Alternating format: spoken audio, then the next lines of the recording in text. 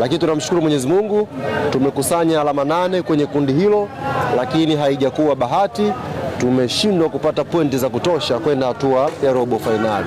Kwa hiyo tumemshukuru Mwenyezi Mungu kwa leo, na niwapongeze sana wachezaji wetu, wamejituma sana, wamejitoa sana leo, wamefanya kile ambacho tuliwaagiza Wanayanga wakifanye, wamefunga magoli mengi, magoli 3 siku ya leo, lakini magoli hayo hayakutosha kwa sababu mechi nyingine imemalizika bila. Kwa hiyo tumshukuru Mwenyezi Mungu, sasa mipango inahamia kwenye mashindano mengine. Ali, nimeona baada ya mchezo kumalizika mashabiki hata hapa sasa hivi kuwasikiliza wanapiga makofi, ni kama wanakubaliana au wanaridhishwa na kile ambacho mlikifanya. Hii inasababishwa na ile kauli ambayo wakati kundi limetoka watu wakasema mmepangwa kwenye umoja wa Arabu kwamba shughuli yenu ishaishia hapo, watu wakasema maneno mengi. Lakini kile ambacho kimekuja kutokea ni kama mmewasurprise watu kiwango bora hata katika mchezo huu ambao tumeona.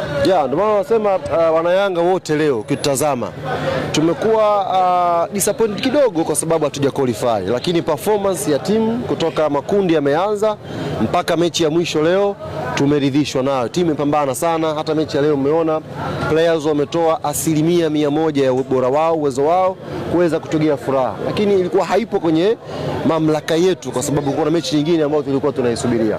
Kwa hii performance ambayo tumeitengeneza kwenye Champions League hatua ya makundi msimu huu, kwenye kundi hili tumeweza kuvuna pointi 8.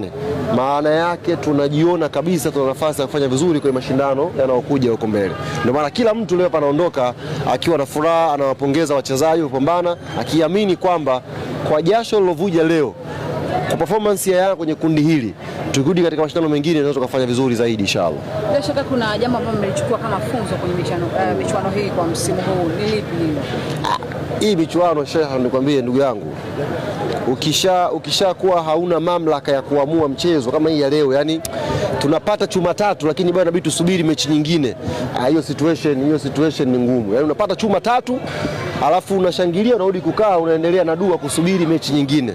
Hiyo situation ni ngumu sana, lakini tumejifunza next time tusiwe katika hiyo situation ya kusubiri mechi nyingine baada ya sisi kuamua jambo letu. Maana yake next season inshallah tutakwenda kupiga hesabu zetu vizuri, isitokee hii hali inaumiza wewe. Je, nikishaye ujui tu hii hali unamweka mtu chuma 3 alafu unakaa chini unaendelea kuomba dua?